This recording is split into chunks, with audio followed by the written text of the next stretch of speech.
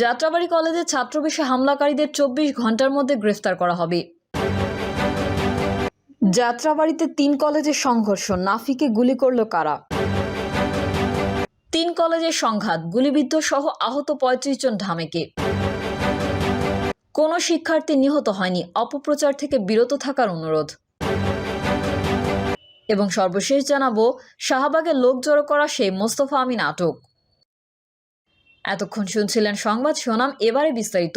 তবে তার আগে অনুরোধ থাকবে আমাদের চ্যানেলটি সাবস্ক্রাইব করে বেল আইকনটি ক্লিক করুন।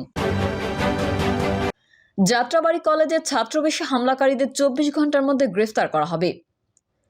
আগামী ২৪ ঘন্টার মধ্যে যাত্রাবাড়ির ডক্টর মাহবুবুর রহমান মোল্লা কলেজে হামলায় জড়িত ব্যক্তিদের গ্রেফতার করা হবে বলে আশ্বাস দিয়েছেন পুলিশের ওয়ারি বিভাগের উপকমিশনার সালাউদ্দিন। রোববার বিকালে কলেজের সামনে শিক্ষার্থী এবং শিক্ষক এবং এলাকাবাসীর উদ্দেশ্যে দেওয়া বক্তব্যে এই আশ্বাস দেন তিনি। পুলিশ কর্মকর্তা সালাউদ্দিন বলেন, পরিকল্পিতভাবে সন্ত্রাসীরা ছাত্রবেশে হামলা চালিয়ে লুটপাট করেছে। আইনশৃঙ্খলা পরিস্থিতির অবনতি করতে এই হামলা ও কোটি টাকার মালামাল লুটপাট হয়েছে। আগামী ২৪ ঘন্টার মধ্যে হামলায় জড়িত ব্যক্তিদের আইনের আওতায় আনা হবে, মামলা হবে। এই হামলা ঠেকানোর সর্বাত্মক চেষ্টা করা হয়েছে দাবি করে পুলিশের উপকমিশনার সালেউদ্দিন বলেন, যাত্রাবাড়ী চৌরাস্তা এলাকা দিয়ে লাঠি সোঁটা নিয়ে আসার সময় হামলাকারীদের প্রতিহত করার চেষ্টা করা হয়েছে, কিন্তু হামলাকারীরা সেটি তোয়াক্কা না করে একত্র হয়ে হামলা করেছে এবং ধ্বংসাত্মক কর্মকাণ্ড করেছে। এই হামলায় স্বার্থান্বেষী মহল জড়িত। এ জাতীয় ঘটনা বরদাস্ত করা হবে না। এই জন্য এলাকাবাসীর সহায়তা চান পুলিশ। পুলিশ এই ঘটনা ঠেকাতে না পারার কারণ হিসেবে উপকমিশনার সালেউদ্দিন বলেন, ৫ই আগস্ট এই এলাকায় পুলিশের ভূমিকা প্রশ্নবিদ্ধ ছিল। এখন এই সময়ের কোনো পুলিশ সদস্য নেই। সব পুলিশ সদস্য নতুন এবং সংখ্যায় কম। শত যোগ্য পুলিশ সদস্যদের বাছাই করে গ্রামগঞ্জ থেকে এখানে আনা হচ্ছে। ফলে আইনশৃঙ্খলা পরিস্থিতির উন্নয়নের জন্য এলাকাবাসীকে সহায়তা করতে হবে। লুটপাটের মালামাল কারো বাসায় থাকলে তার বিষয়ে গোপন তথ্য দেওয়ার অনুরোধ জানান পুলিশ কর্মকর্তা সালেউদ্দিন। তিনি বলেন, কলেজে যে ঘটনা ঘটেছে, এখন আইনগত প্রক্রিয়া শুরু হবে। সবাইকে এই বিষয়ে সহায়তা করতে হবে, আইন শৃঙ্খলা রক্ষা করতে হবে। এ সময় তিনি সবাইকে কলেজের সামনে সড়ক থেকে সরে যাওয়ার অনুরোধ জানান। উপকমিশনার সালেউদ্দিনের বক্তব্যের পর সেনাবাহিনীর সদস্যরা সবাইকে সড়ক থেকে সরে যাওয়ার অনুরোধ জানিয়ে মাইকিং করেন। এরপর কলেজের সামনে থেকে ধীরে ধীরে সবাইকে সরিয়ে দেওয়া হয়। আশপাশের এলাকায় পুলিশ, সেনাবাহিনী এবং বর্ডার গার্ড বাংলাদেশের সদস্যরা মোতায়েন আছেন। যাত্রাবাড়ীতে ৩ কলেজের সংঘর্ষ, নাফিকে গুলি করল কারা? রাজধানীর যাত্রাবাড়ী এলাকায় ৩ কলেজের সংঘর্ষে ডক্টর মাহবুবুর রহমান মোল্লা কলেজের নাফি নামে এক শিক্ষার্থী গুলিবিদ্ধ হয়েছেন। তার অবস্থা আশঙ্কাজনক বলে জানিয়েছেন চিকিৎসক। কে বা কারা তাকে গুলি করেছে তা এখনো জানা যায়নি। কলেজ শিক্ষার্থীদের সংঘর্ষে গুলিবিদ্ধ হওয়ার ঘটনায় কিছু প্রশ্ন উঠেছে। কিভাবে শিক্ষার্থীদের হাতে আগ্নেয়াস্ত্র এলো, কারা সেই অস্ত্র দিল, কিংবা যদি শিক্ষার্থীদের কেউ গুলি না করে থাকে তাহলে কে গুলি করলো? প্রত্যক্ষদর্শী সূত্রে জানা যায়, যাত্রাবাড়ী এলাকায় শিক্ষার্থীরা এত বড় সংঘর্ষে জড়ালেও পুলিশের সক্রিয় কোনো ভূমিকা ছিল না। তারা শিক্ষার্থীদের দমাতে কোনো পদক্ষেপই নেয়নি। টিয়ার গ্যাস, রাবার বুলেট বা গুলি কিছুই ছোড়েনি। পুলিশের ধারণা, শিক্ষার্থীদের এই সংঘর্ষে ঢুকে বহিরাগত কোনো অপরাধী গুলি করে থাকতে পারে। গুলিবিদ্ধ শিক্ষার্থী নাফি মাহবুবুর রহমান মোল্লা কলেজের একাদশ শ্রেণীর ছাত্র। ডেমরার বামুয়েল বাজার এলাকায় আবুল হোসেনের ছেলে তিনি। চিকিৎসকরা জানান, নাফির পেটে গুলি ও মাথায় ধারালো অস্ত্রের আঘাত রয়েছে। বর্তমানে তিনি ঢাকা মেডিকেল কলেজ হাসপাতালের জরুরি বিভাগে চিকিৎসাধীন রয়েছেন। নাফির খালু মোহাম্মদ সাইদ বলেন, সকালে শিক্ষার্থীদের সঙ্গে মারামারির খবর শুনে বাসা থেকে বের হয় নাফি। এর একটু পরেই সে গুলিবিদ্ধ হয়। স্থানীয়রা উদ্ধার করে তাকে ডেমরার একটি বেসরকারি হাসপাতালে নিয়ে যায়। আমরা খবর পেয়ে সেখান থেকে তাকে ঢাকা মেডিকেলে নিয়ে আসি। তার পেটে গুলি ও মাথায় ধারালো অস্ত্রের আঘাত রয়েছে। অবস্থা আশঙ্কাজনক। শরীরে এখন রক্ত দেওয়া হচ্ছে। নাফির বড় ভাই নিলয় বলেন, আমার ভাই মারামারি দেখতে গিয়ে গুলিবিদ্ধ হয়েছে। সে যখন গুলিবিদ্ধ হয় তখন সেখানে কোনো পুলিশ ছিল না। ছাত্রদের মধ্যে থেকেই কেউ না কেউ গুলি করেছে। আমাদের ধারণা, কবি নজরুল কলেজের শিক্ষার্থীরা গুলি করেছে, কারণ তাদের হাতে দেশীয় অস্ত্র ছিল। ঢামেক হাসপাতালের পুলিশ ক্যাম্পের ইনচার্জ পরিদর্শক মোহাম্মদ ফারুক জানান, সংঘর্ষের ঘটনায় এখন পর্যন্ত হাসপাতালে ৪৫ জন শিক্ষার্থী এসেছেন। এদের মধ্যে একজনই গুলিবিদ্ধ।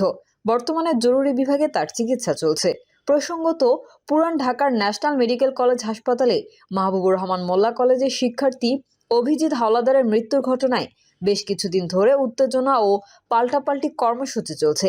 গতকাল রোববার হাসপাতালটি ঘেরাও কর্মসূচি দেওয়া হয়েছিল। সেই কর্মসূচিতে অংশ নেয় মোল্লা কলেজ সহ ঢাকার প্রায় 30টি কলেজের শিক্ষার্থীরা। এক পর্যায়ে এই শিক্ষার্থীরা হামলা ভাঙচুরে জড়িয়ে পড়ে।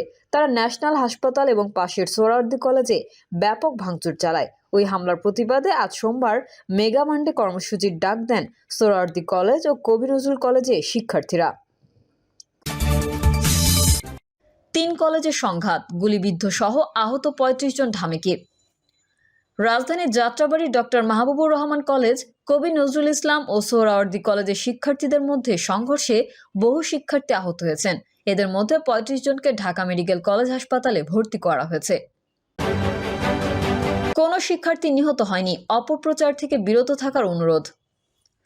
সরকারি শহীদ সোহরাওয়ার্দী কলেজ ও কবি নজরুল ইসলাম এবং ডক্টর মাহবুবুর রহমান মোল্লা কলেজের শিক্ষার্থীদের মধ্যে ধাওয়া পাল্টা ধাওয়া এবং সংঘর্ষের ঘটনায় কেউ নিহত হয়নি বলে জানিয়েছে ঢাকা মহানগর পুলিশ। 2 জন নিহত হওয়ার অপপ্রচার থেকে সবাইকে বিরত থাকার অনুরোধ জানিয়েছে ডিএমপি। এছাড়াও ডক্টর মাহবুবুর রহমান মোল্লা কলেজের প্রতিষ্ঠাতা ডক্টর মাহবুবুর রহমান মোল্লা ইত্তেফাক ডিজিটালকে বলেন, শিক্ষার্থীদের মধ্যে ধাওয়া পাল্টা ধাওয়া এবং সংঘর্ষের ঘটনায় কেউ নিহত হয়নি।